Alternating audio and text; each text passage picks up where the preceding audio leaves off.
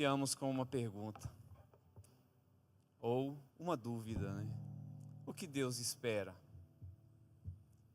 Porque se eu perguntasse o que nós esperamos de Deus, é fácil, né? A gente tem tantas esperanças e esperamos tantas coisas de Deus, bênçãos, resposta, direcionamento, não é verdade? Mas a grande pergunta hoje, e o que nós vamos estar refletindo, é o que Deus espera de nós. Porque Deus também tem expectativas. Deus também está ansioso por uma resposta nossa, por um posicionamento nosso, né? E isso faz toda a diferença no nosso caminhar espiritual.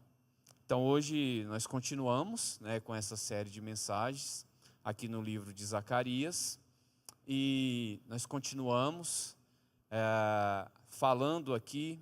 Não dá para a gente se aprofundar, né, e mais detalhes, mas a gente vai estar falando, continuando a falar sobre as visões. Depois que ele fala lá no versículo 3 do capítulo 1, para que nós viéssemos a nos voltar para Deus, ele inicia, né, com a série de visões, de sonhos. E esses sonhos, tem outros relatos também na Bíblia, né, falando de sonhos. Os sonhos lá de Jacó, os sonhos, né, do faraó. E aqui, Zacarias, ele vem trazendo uma série de visões.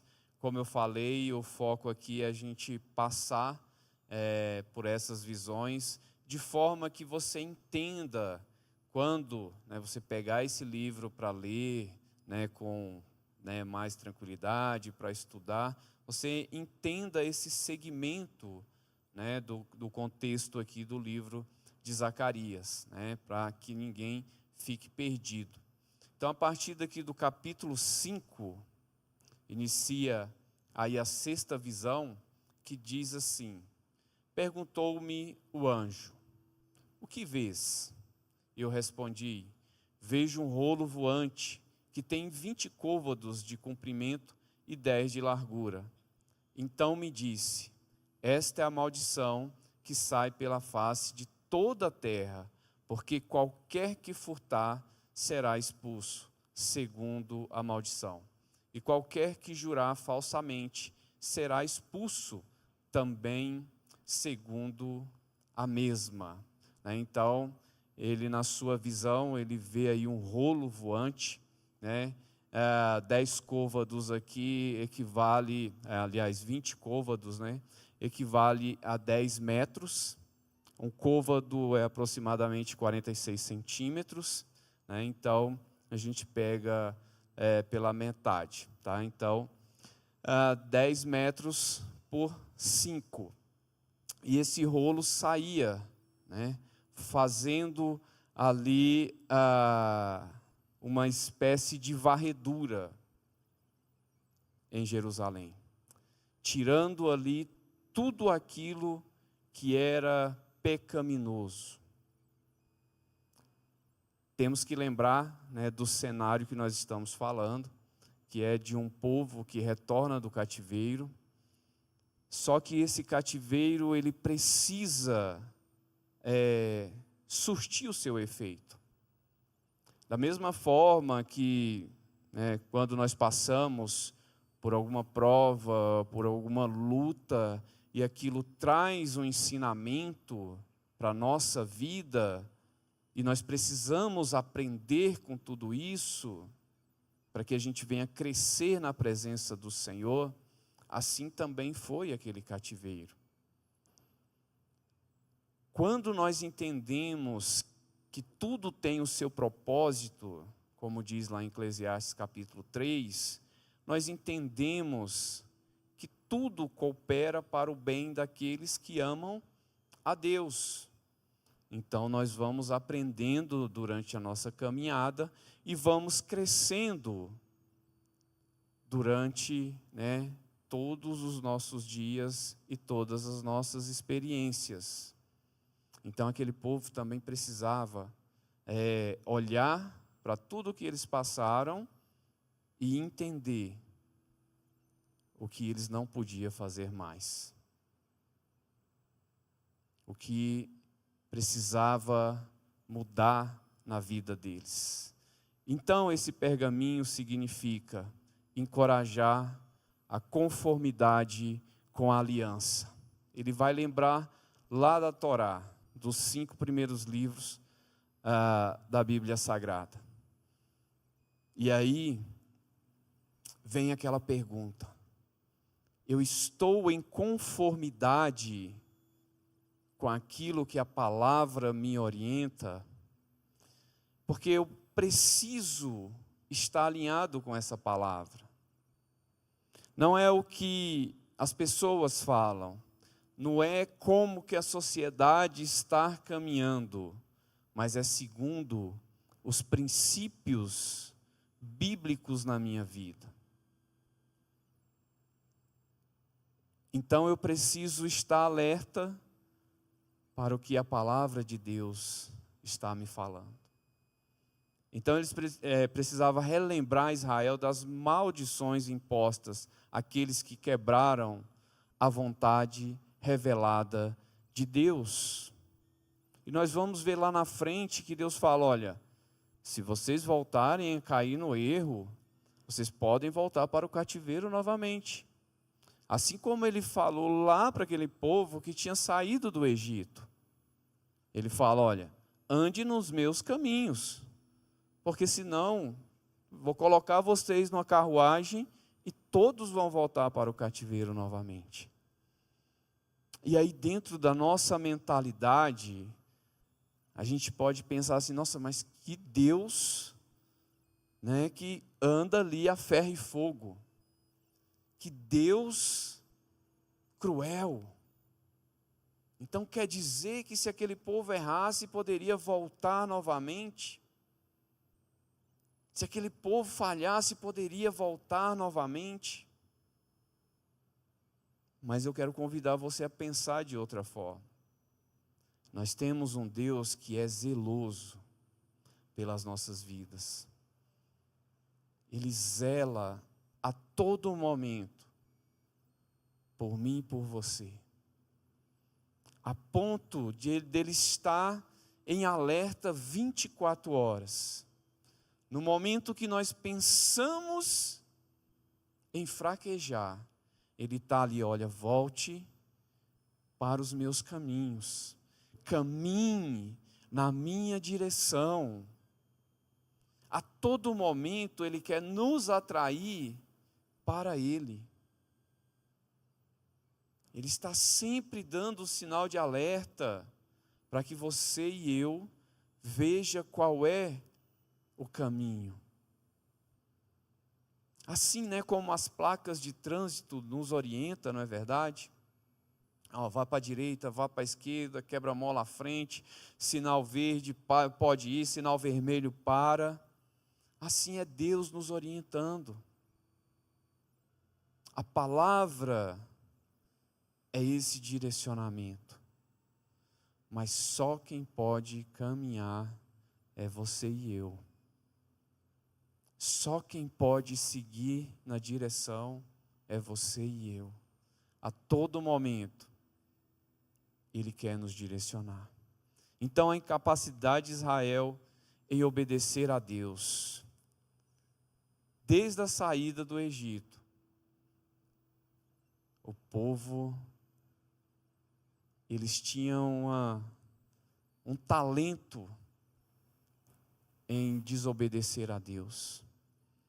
Mesmo vendo o sobrenatural de Deus a todo momento, eles sempre estavam arrumando um jeito de sair da presença de Deus. Caminhando no sobrenatural, no deserto, inimigos por todos os lados, calor extremo, frio extremo, fome. E Deus estava lá abençoando eles, mas mesmo assim, eles arrumavam um jeito de fugir da presença do Senhor. E de repente a gente pode olhar e falar assim, nossa, mas que povo rebelde. Mas quando a gente olha também para os nossos dias, Deus tem nos abençoado em tudo, e mesmo assim, nós somos ingratos. Mesmo assim, muitos não tiram 1 hora, 30 minutos, 10 minutos para estar na presença de Deus, para conhecer a vontade de Deus dentro da palavra dele. Mas todo dia Deus nos dá o ar que nós respiramos. Todo dia Deus nos dá o nosso alimento. Todo dia Deus nos dá roupa para vestir. Todos os dias Deus nos dá saúde. E se alguém pensa que isso não vem de Deus, eu pergunto, da onde vem? E Ele faz tudo isso porque Ele espera, não que você faça sacrifícios, não que você se martirize, não que você faça uma jornada de não sei quantos quilômetros. Deus quer apenas relacionamento. Deus quer apenas estar contigo. No partir do pão, na comunhão, na oração. Deus quer apenas isso. Que eu e você venha reconhecer que Ele é o Deus na nossa vida. É isso que Deus quer. Mas nós andamos, como a Nancy falou, muito atarefados, para ouvir Deus. Nós estamos muito ocupados para ouvir Deus, para parar para conversar com Deus. Nós estamos muito ocupados para perder tempo. Lutero falava que a manhã dele não começava antes que ele tivesse 1 hora de oração. Se isso não acontecesse, o dia dele era um dia perdido. Porque ele tinha essa noção. Que eu preciso, primeiramente, ter comunhão com Deus. Então o pecado, ele é confrontado pela palavra de Deus. Muitos ficam tão curiosos em saber tantas coisas, mas não têm curiosidade de entender as coisas simples da palavra de Deus. Porque é ela que nos mostra o que é certo e o que é errado. É ela que nos traz para uma vida em santidade. E ela vai nos confrontar. Ela vai nos mostrar. Assim como ela fez com grandes homens de Deus. Mas homens que também falharam, erraram. E a palavra não encobre, ela fala, olha, como Davi, pecou aqui, falhou ali, errou lá. Porque o foco de Deus é nos levar para morar com Ele. Então ela vai nos confrontar. E muitos não querem ser confrontados. Querem sim o elogio, ou aquele tapinha nas costas. Mas quando alguém fala, olha, você precisa se consertar nessa situação, a pessoa já fica chateada. E é isso que a palavra vem trazendo. A verdadeira palavra de Deus, ela vai nos levar a um arrependimento. Porque ela vai nos confrontar. Ela vai nos mostrar o que precisa ser mudado. Então, o que o povo de Deus, o que Deus espera do seu povo? Será que até aqui você já entendeu o que Ele está esperando da sua vida? Porque se você saiu da sua casa e veio até aqui, é porque você quer ouvir algo de Deus na sua vida.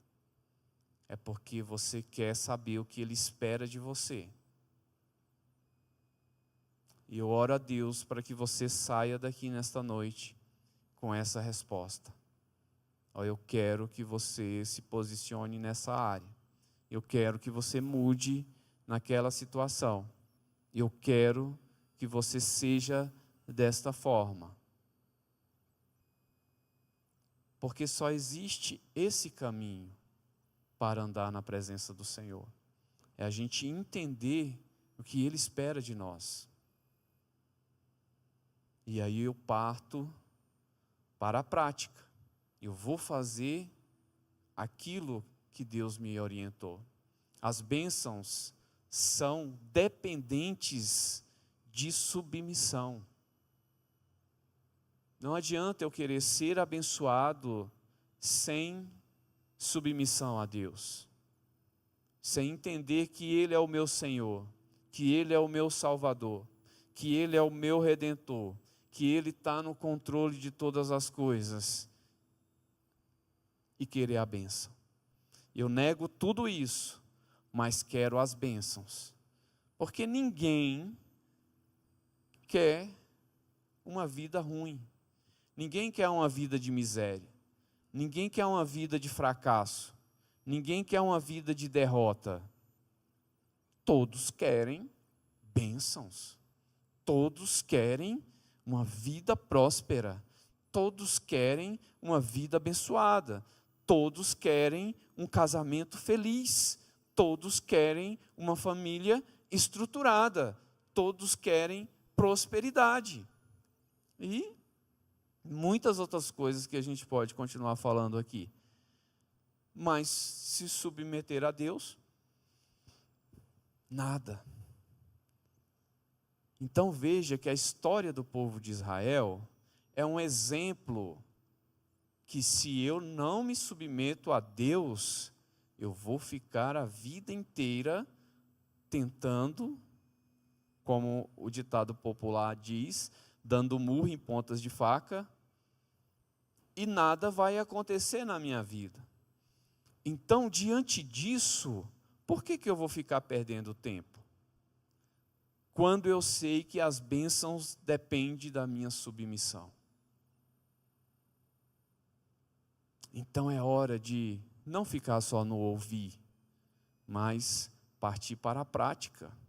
Então todos são responsabilizados por aquilo que o rolo voador declara com as consequências da desobediência. O que Deus faz, o que Deus age, são atos que parte da nossa desobediência. Deus não queria mandar aquele povo para o cativeiro. Deus queria que aquele povo, desde lá atrás, da saída do Egito, vou mais além, né? Desde lá de Abraão, aquele povo, que eles fossem a nação santa, geração eleita, sacerdote santo, um povo que não haveria obstáculo para eles, porque qualquer que se levantasse, Deus estaria na frente. Mas, até eu falei uma frase lá no Nerd, na quinta-feira, que diz assim: o diabo, ele é mais oportunista do que poderoso. Porque ele só age naquilo que ele tem oportunidade. E quem dá essa oportunidade? Somos nós. Então, muitas vezes a gente pensa que o diabo tem poder, ele tem mesmo, mas ele é mais oportunista. Então, quando você estudar essa trajetória do povo de Israel, você vai chegar a essa conclusão. Aonde eles caíram foram nos momentos onde eles deram oportunidade para o inimigo. Então vamos tampar as nossas brechas. Em vez da desobediência, vamos ser obedientes à palavra do Senhor. Na 7ª visão diz assim, lá no versículo 9 a 11 do capítulo 5. Diz: olhei e vi 2 mulheres que tinham asas como as da cegonha. Elas chegaram, pegaram a cesta e saíram voando. Perguntei ao anjo: para onde elas estão voando essa cesta? Ele respondeu: para a Babilônia. Lá elas vão construir um templo, onde vão colocar a cesta numa base. É um sonho, cheio de simbolismos, ilustrações, mas que trazem significados tanto para aquele povo como também para os nossos dias. Então essa mulher, dentro desse cesto, dentro dessa vasilha, algumas traduções falam efa, que significa um cesto grande. É um lembrete de que o mal estava ligado à Babilônia. E Deus, Ele pega aquele povo e leva para aquele lugar, mostrando que o mal, o pecado, ele sempre existiu. Desde a queda de Lúcifer, desde lá do Jardim do Éden, o mal, ele está presente. Mas, pegando para os nossos dias, o que nós estamos fazendo para nos livrar do pecado? Para nos excluir do pecado? Porque os ambientes contaminados, eles vão estar sempre presentes, sempre ao derredor. Mas eu tenho que estar vigilante para que eu não seja conduzido para este lugar. Porque quando eu estou revestido, lá em Efésios 6, das armaduras celestiais, nada vai me contaminar. Ainda que amanhã eu esteja no meu trabalho, no ônibus, nos locais públicos, tendo contato com outras pessoas, Deus está comigo. E isso me dá força para vencer todo o mal. Isso também lembra a idolatria, que era uma característica da desobediência de Israel. E esse cativeiro, ele não é simplesmente um local onde eles ficaram ali 70 anos. É um local onde eles tinham se afastado da presença do Senhor e eles vão para a grande Babilônia, que lá atrás, no início, lá na antiga Suméria, depois se torna Siná, Babel, depois Babilônia. Então, era uma cidade onde já tinha um contexto de imoralidade, de deuses pagãos de toda espécie. Então, já era um local, desde sua origem, pecaminoso. Então, Deus envia aquele povo, tira eles da sua terra natal, do seu local de proteção, do seu local de aconchego, de proteção, envia eles para a Babilônia para eles serem curados de quê? Da idolatria. Olha só, tamanho desafio. Trazendo para os nossos dias, de repente a pessoa está cometendo um tipo de pecado e Deus coloca ela, seja no trabalho, na escola, na faculdade, onde aquele pecado é 10 vezes mais. E durante aquele tempo, a nação de Israel entendeu que somente Deus era o Senhor. Durante todo aquele tempo, no meio daquela nação, eles entendem, somente Deus é o Senhor. E eles voltam curados com relação à idolatria. Mas quando se deparam com a cidade toda destruída, veio uma série de dúvidas. Isso nos traz uma lição também para hoje. De repente nós conseguimos a cura, conseguimos a libertação em determinadas áreas da nossa vida, mas de repente a gente se depara com outro tipo de luta. Onde nós precisamos correr para Deus novamente, pedir a Ele a direção, pedir a Ele força, sabedoria, discernimento, para vencer, como aquele povo ali, vencer as incertezas, as indecisões. Então é a todo momento ligados, conectados com Deus, para que Ele venha nos fortalecer nas adversidades da vida. Então Deus enviou os israelitas para o cativeiro, numa terra conhecida por divindades pagãs. Já era característica daquela região.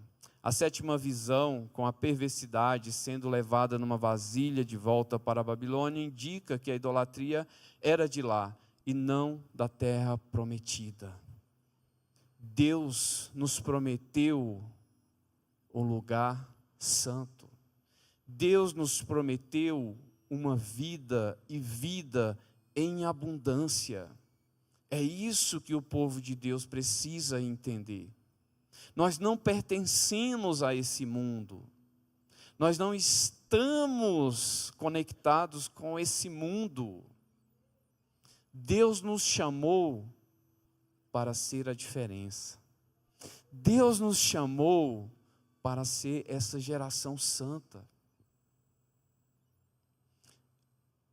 O grande problema é quando nós pensamos ao contrário e queremos estar introduzidos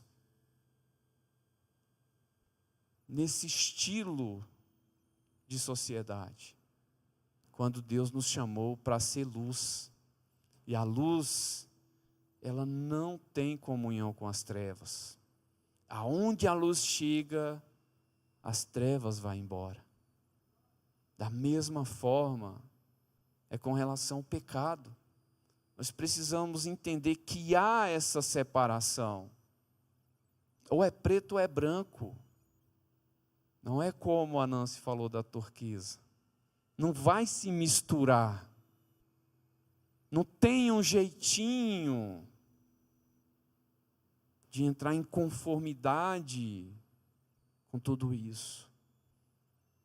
E o que é mais tremendo é que quando o servo, a serva de Deus, ele faz essa separação, o mundo olha para você e fala assim: eu quero ser como ele, eu quero ser como ela. Porque, como eu falei, ninguém quer uma vida de miséria, ninguém quer uma vida sofrida, todos queremos uma vida plena. E quando a gente olha para alguém com essas características ou condições, a gente quer ser como eles. Então, que o mundo olhe para você e veja essa diferença em nome de Jesus. Amém? Se o povo sucumbisse novamente à idolatria, seria enviado de volta para o cativeiro. Sabendo disso, vamos fugir do pecado. Vamos lutar contra o pecado. Vamos batalhar contra tudo isso. Então, diz na 8ª visão, aí já lá no capítulo 6, verso 1. Quando me virei, levantei os meus olhos e olhei, e eis que saía 4 carruagens de entre 2 montes, e os montes eram de bronze.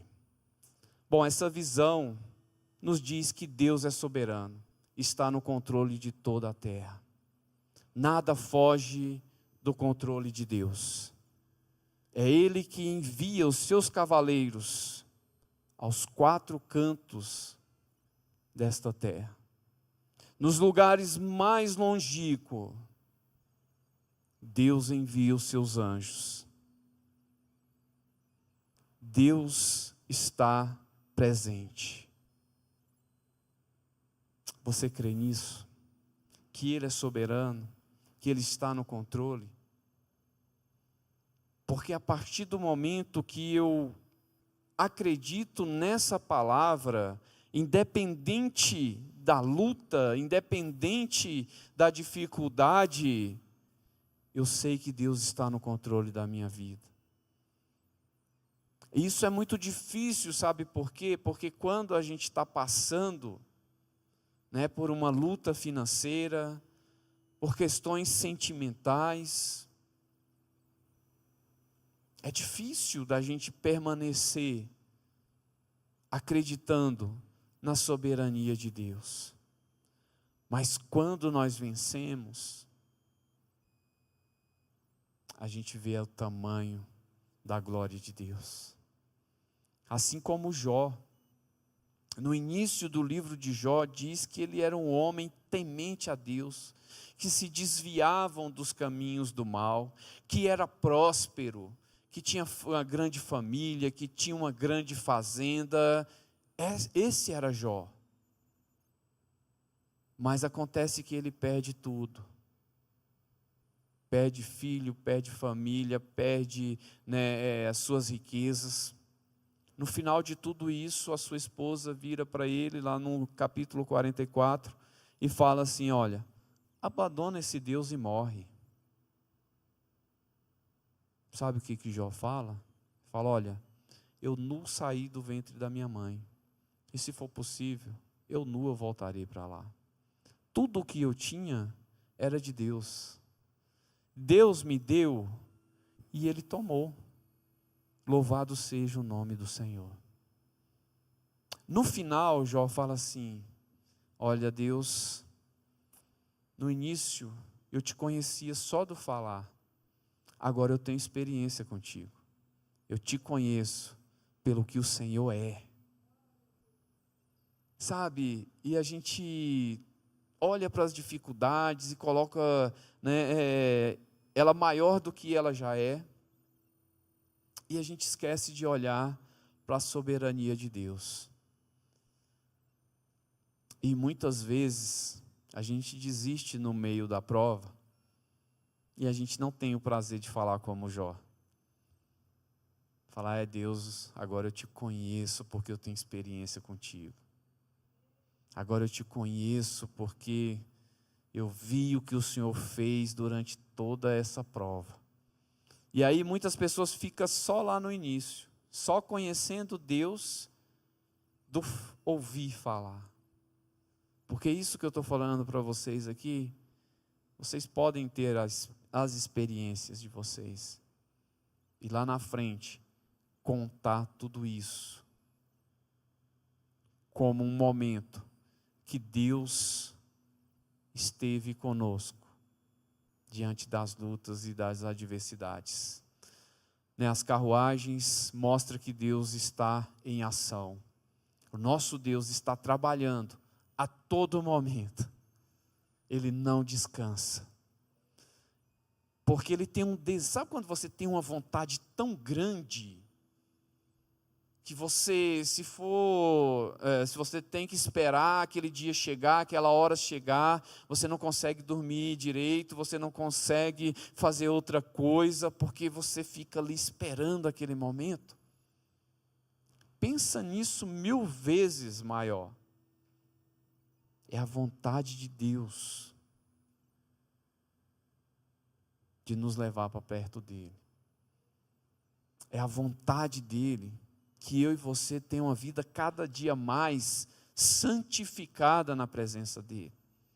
Com essa vontade, ele não dorme, ele não descansa, porque ele sabe que o inimigo também não descansa. E a todo momento, ele está pelejando pelas nossas vidas. Elas simbolizam, poder, juízo e movimento. O poder de Deus, que está acima de todas as coisas. O juízo de Deus, que é reto, infalível. Ele julga com a verdadeira justiça, que nenhum homem em cima dessa terra consegue ser justo como Deus. Então, sabendo do poder de Deus, da sua justiça, o que Deus espera de nós? Sabendo de tudo isso, o que Ele espera da nossa vida?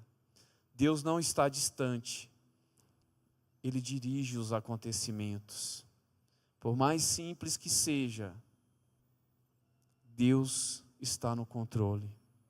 Ele está próximo. Ele está do seu lado. Ele dirige os acontecimentos. Então, o número 4, revela o governo sobre todas as coisas. Os 4 cantos da terra. Ele está em todos os lugares. Ele governa tudo.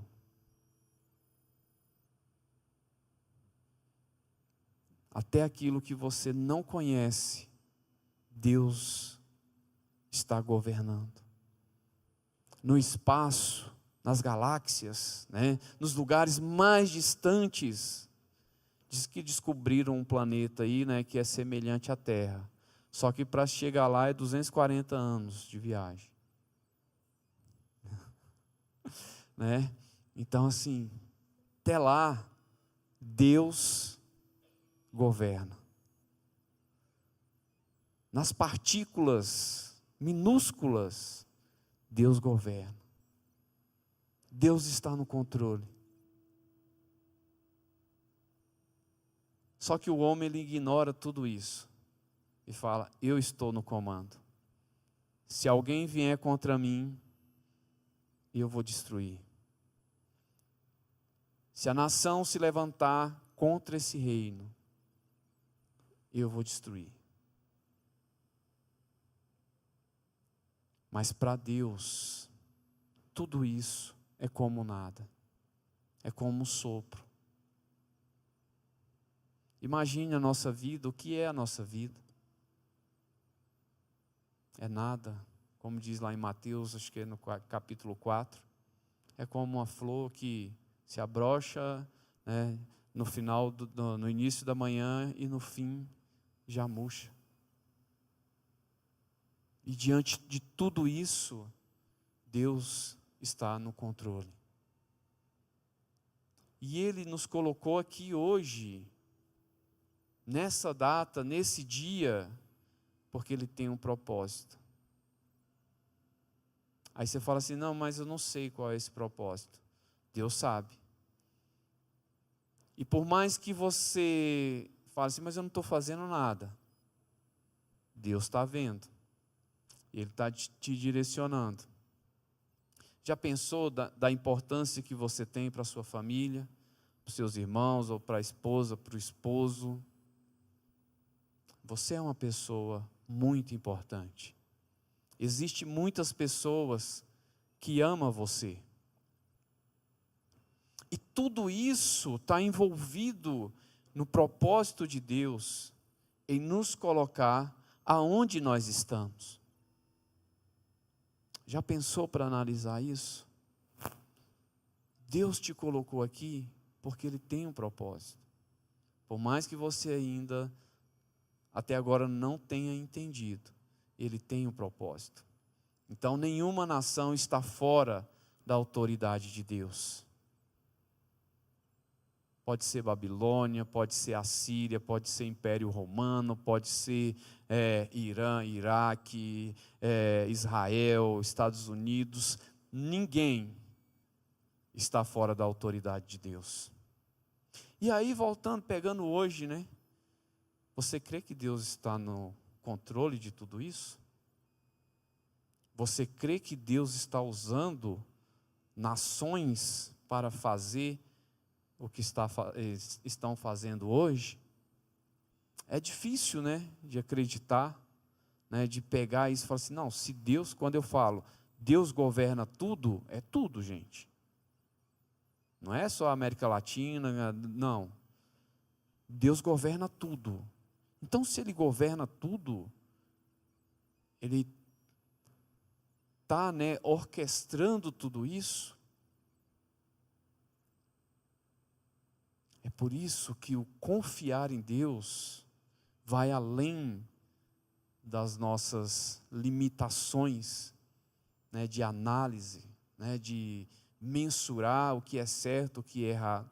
Eu preciso confiar. Eu preciso acreditar nessa palavra, que ela que fala, que Deus governa tudo. Veja a provocação, né, da gente buscar essa confiança em Deus, porque nós estamos falando lá daquele evento que aconteceu lá no período de Ageu, Zacarias, e hoje nós confiamos nesse governo de Deus, porque se existe dúvidas, por pequenas que seja, isso pode ser uma oportunidade para o inimigo começar a plantar alguma coisa na nossa mente. Por isso que a gente tem que ser 100% Deus.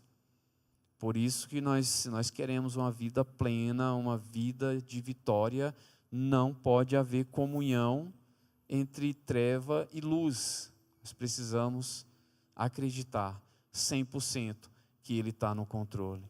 Impérios humanos são instrumentos, não senhores da história. Todo o império hoje são instrumentos, não senhores da história. Não é eles que estão no comando dessa história, é Deus que está no comando. Porque se eu acredito que essa palavra, ela tem início, meio e fim,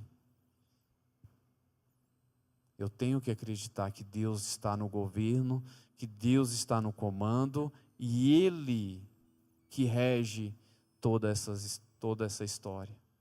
Não é o homem. Eles não são senhores. Deus é o Senhor da história. Amém? Você crê nisso? É uma palavra desafiadora. É uma palavra para nos incomodar. Porque Deus espera algo de nós. Pensa nisso. Não é só...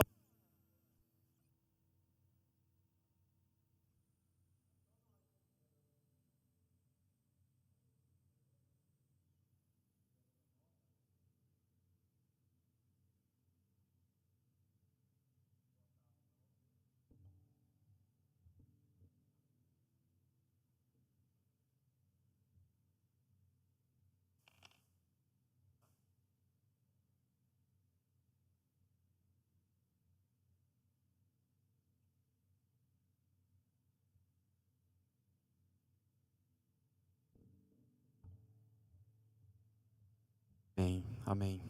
Então é uma palavra desafiadora realmente para que eu e você venha pensar sobre isso, refletir sobre o assunto, porque Deus espera algo da minha vida e da sua vida. Para a gente saber o que nós esperamos dele é tranquilo, mas o que ele está esperando? Primeiramente que a gente confie que ele está no governo, né?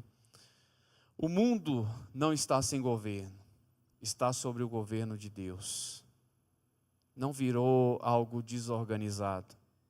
Por mais que nós estamos vivendo em uma situação tão complexa, Deus tem o seu plano. Nada sai fora, nada pega Deus de surpresa. Pense nisso.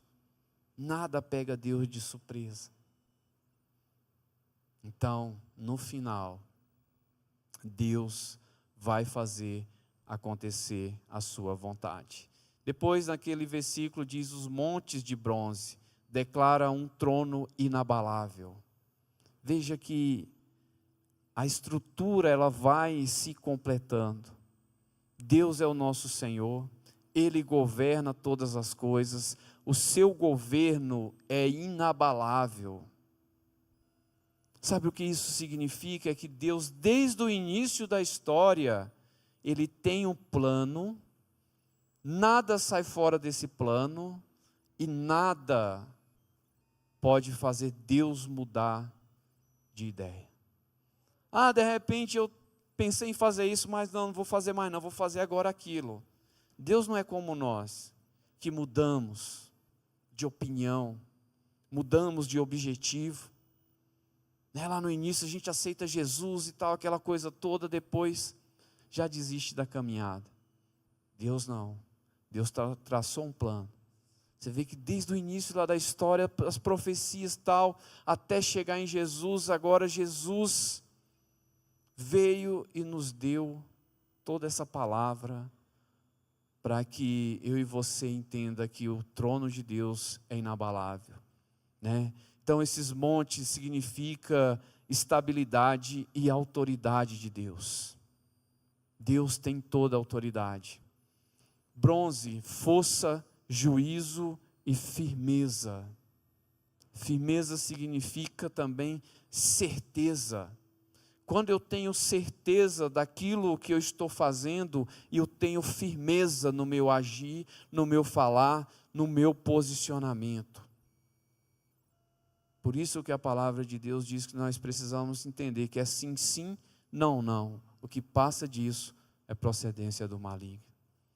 Porque o crente, ele tem que ter a certeza que Deus está no comando da vida dele. Então os decretos de Deus são irrevogáveis. Deus decretou, Deus estabeleceu, Ele não volta atrás. Sabendo disso, nós precisamos nos posicionar dentro da vontade dEle, dentro daquilo que Ele decretou para as nossas vidas.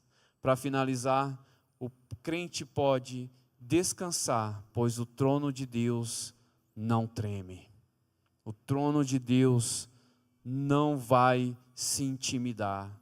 O trono de Deus, a autoridade de Deus, a presença de Deus não vai se abalar diante dos ataques, diante das perseguições. Finalizando, Jesus diz: tende bom ânimo, eu venci o mundo.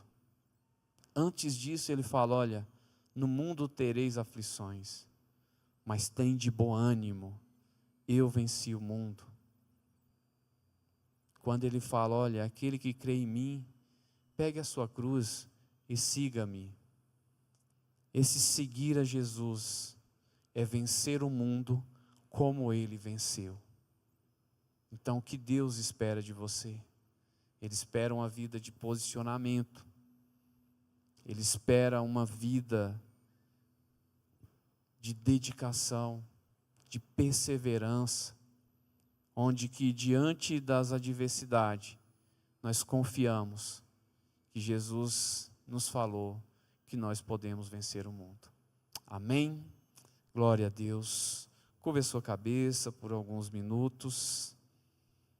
Entregue a Deus tudo aquilo que está sendo dificuldade, tudo aquilo que você vê que Deus está esperando de você, mas até agora você não conseguiu se posicionar. Entregue para Ele a sua vida. É só você e Deus. Ele sabe, Ele espera um posicionamento seu. Talvez o seu melhor amigo, talvez a sua esposa, talvez o seu esposo não conhece, mas você e Deus conhecem. Então entregue na mão dele, entenda que ele governa, que ele é o juiz, que o trono dele é inabalável, que o seu poder e a sua autoridade está sobre as nossas vidas. Entregue a Ele o comando da sua vida, do seu coração, da sua mente. Diga para Ele que a partir de hoje você vai estar posicionado dentro daquilo que Ele espera para a sua vida. Aleluia, Deus. Aleluia. Aleluia. Faça um concerto. Permita ser renovado pelo Teu Espírito Santo, pelo Espírito Santo de Deus. Permita que Ele faça morada aí no seu coração. Aleluia, Jesus. Aleluia, Deus. Fale com Deus. Fale com Ele. No que mais tocou o seu coração nessa palavra. Que Ele venha receber a sua oração. Que Ele venha receber o seu louvor. Que Ele venha receber tudo aquilo que você tem colocado na presença dEle nessa noite. Amém. Graças a Deus.